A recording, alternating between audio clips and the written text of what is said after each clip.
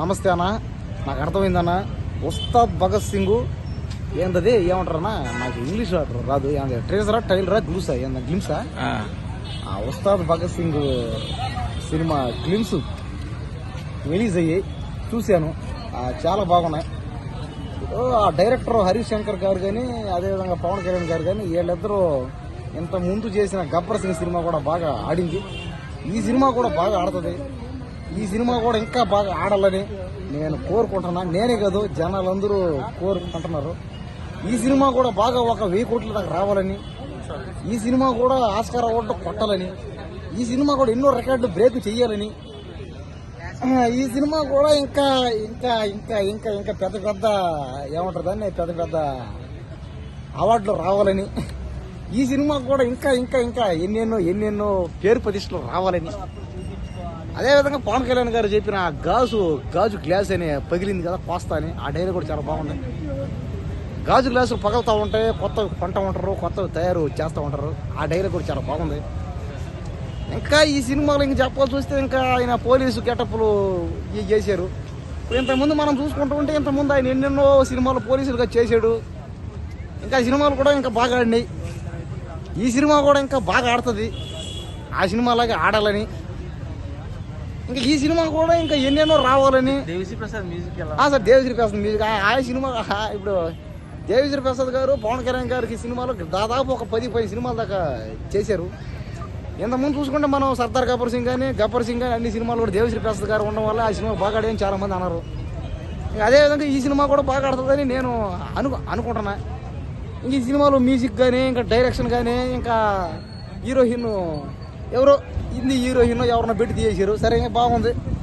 ఆ హీరోయిన్ కూడా ఇంకొద్దిగా బాగా తీయాలని, ఇంకా ముందు ఎన్నెన్నో సినిమాలు ఇంకా రావాలని, ఇంక ఈ సినిమాలన్నీ బాగా ఆడాలని, ఇంకా అన్ని సినిమాలు పవన్ కళ్యాణ్ గారి సినిమాలు బాగా ఆడాలని.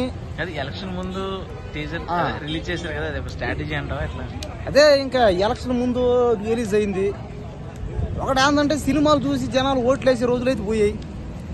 ఎందుకంటే ఎడ్యుకేషన్ పరంగా మన 2 స్టేట్లు డెవలప్మెంట్ అయ్యాయి. ఇప్పుడు తెలంగాణలో ఆంధ్రాలో ఉన్న ఎక్కడున్నా ఒకటే. ఇప్పుడు పక్క దేశం పోయి చదివినా ఎక్కడ పోయినా ఒకటే అయిపోయింది.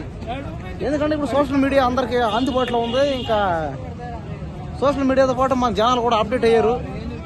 ఇప్పుడు అంత ఎందుకు, ఇప్పుడు ఇంత ముందు చూసుకుంటే లేడీస్ చాలా మంది తక్కువ, ఇప్పుడు లేడీస్ చాలా మంది ఎక్కువ చేస్తున్నారు. అంటే పవన్ కళ్యాణ్ ఎమ్మెల్యే కూడా నెగ్గలేదు కదా సార్, నెగ్గలుగుతారంట.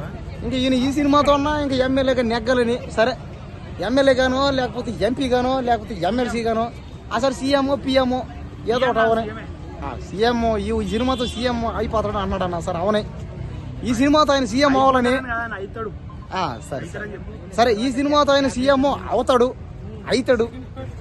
అయ్యి ఇంకా ఈ తెలంగాణని ఆంధ్రప్రదేశ్ని రెండింటిని అమెరికా కంటే ఎక్కువ డెవలప్మెంట్ చేస్తాడు. టోటల్ గా పేదరికం లేకుండా చేస్తాడంట అన్న కూడా అదే. ఒక ముక్కలో చెప్పాలంటే ఎలా అనిపించింది నీకు? ఒక ముక్కలో చెప్పాలంటే ఈ సినిమా ఏముంది, బాగుంది, చాలా బాగుంది. ఆస్కార్ అవార్డు కొట్టే సినిమా ఇది. ఒకవేళ ఈ సినిమాకి ఆస్కార్ అవార్డు కానీ రాకపోతే ఎవరికి? పవన్ కళ్యాణ్కా? నాకా? ఒకవేళ ఈ సినిమా కానీ ఆస్కార్ అవార్డు కానీ రాకపోతే పవన్ కళ్యాణ్ గారు నాకు 1 లక్ష 10 లక్షలు డబ్బులు ఇస్తే నేను గుండు కొట్టుకుంటా, మంచి బట్టలు కొనుక్కుంటా. నాకు ఉండడానికి ఇల్లు కూడా లేదు, మంచి బండి కూడా లేదు, పైగా నా జాబ్ కూడా లేదు. ఎందుకంటే నేను చిన్నప్పటి నుంచి స్కూల్కి వెళ్ళాను. స్కూల్కి వెళ్ళాను. సరే, పవన్ కళ్యాణ్ గారు జాబ్ ఇప్పాను. నెలకు ఒక 5 లక్షలు 10 లక్షల శాలరీ వచ్చే జాబ్ ఇప్పిస్తే ఇంకా మంచిది. అలాగే పవన్ కళ్యాణ్ గారు నాకు ఇల్లు కట్టించి నాకు ఒక మంచి పెళ్లి చేసి, ఏదో ఒక అమ్మాయిని ఇచ్చి నాకు పెళ్లి చేస్తే మంచిది. ఏదో ఒక అమ్మాయిని చూపించి నాకు ఒక మంచి పెళ్లి చేస్తే మరి అంతేగా. సీఎం అయితే అంటే సీఎం కి ప్రజలు బాధలు పరుచుకునే లేదన్న బాధ్యత. సీఎం అంటే దేనికి? ప్రజల కోసం సీఎం ఉంటాడు. ఒక ముక్కలో చెప్పాలంటే ఈ సినిమా ఖచ్చితంగా ఆస్కార్ అవార్డు కొట్టేస్తుంది. ఒకవేళ కొట్టకపోతే ఆయన గుండు గీకి చేసుకుంటాడట. నాకు హ్యాపీగా ఉంది. ఆయన పెద్ద ఫ్యాన్ నాలాగే. నేను కూడా పవన్ కళ్యాణ్ గారి సినిమాలు 10 లక్షలు 15 లక్షలు పెట్టి కొంటాను. గతంలో చూసుకుంటే నేను పవన్ కళ్యాణ్ గారి సినిమాలో లక్షల్లో పెట్టుకున్నా టికెట్లు. ఇల్లు అమ్మేసా, నా బండి అమ్మేసా, నా బట్టలు అమ్మేసా, ఆఖరికి నా కిడ్నీలు కూడా, నా గుండెకాయ కూడా అమ్మేసా. దేనికి? పవన్ కళ్యాణ్ గారి సినిమా టికెట్ కొన్నాడికి డబ్బులు లేక. ఈసారి ఈ సినిమా ఖచ్చితంగా 10 లక్షలు పెట్టి టికెట్ కొంటా. దగ్గరలో ఉన్నాయి థియేటర్లో, మన సికింద్రాబాద్లో ఉన్నాయి. ఆ సంధ్య థియేటర్ అని, సుదర్శన్ థియేటర్ అని, అంత ముందు కూడా నేనే ఫ్లెక్స్లు కట్టా, 100 అడుగుల కట్అవుట్ కట్టా. ఏ సినిమాకి మొన్న రిలీజ్ అనేది బ్రోకి. అంతకుముందు గబ్బర్ సింగ్ సినిమాకి కానీ అక్కడమ్మాయి ఇక్కడమ్మాయి అబ్బాయి సినిమా కూడా నేను కట్అవుట్లో ఫ్లెక్స్లు కట్టా. ప్రతి సినిమాకి ఆయన అంటే నాకు అభిమానం. ఓకే. ఈ సినిమా కూడా మంచి హిట్ అవుతుంది. థ్యాంక్ యూ అన్న. Hi guys, good afternoon. ఈరోజు మనం చూసాం కదా Ustaad Bhagat Singh trailer. Power star Pawan Kalyan glimpse ఎలా ఉంది చూసారు కదా. హరీష్ శంకర్ రప్పాడించేశాడు డైరెక్టర్. గాజు గ్లాసు చూసారు కదా, గాజు ఎంత పగిలితే ఎంత షార్ప్గా ఉంటుందంట. అంటే సినిమా ఎంత షార్ప్గా ఉంటుంది అర్థం చేసుకోండి. ఇంకా మరో గబ్బర్ సింగ్ లాగా బ్లాక్ బాస్టర్ ఇస్తాడని ఉస్తాద్ గబ్బర్ సింగ్ పక్కా హిట్ అవుతుంది బ్లాక్ బాస్టర్. ఇది పక్క పొలిటికల్ గ్లిమ్స్ లాగానే ఉంది. ఏదో గాజు గ్లాస్ అన్నాడు, గాజు పగిలితే ఎంత షాప్ అవుతుంది, సైన్యం కూడా అంటున్నాడు. బాగుంది ఉస్తాద్ గబ్బర్ సింగ్ ట్రైలర్ గ్లిమ్స్. రఫాడించేసాడు. ఓన్లీ ఇప్పుడు ఎలక్షన్స్ వస్తాయి కదా, దాని మీద రిలీజ్ చేశారంటావా ఎట్లా? లేదా ఓన్లీ సినిమా పరంగా రిలీజ్ చేశారు? ఆల్మోస్ట్ దాని మీదే రిలీజ్ చేశారు. దీని చూస్తుంటే అలా ఉంది స్క్రీన్.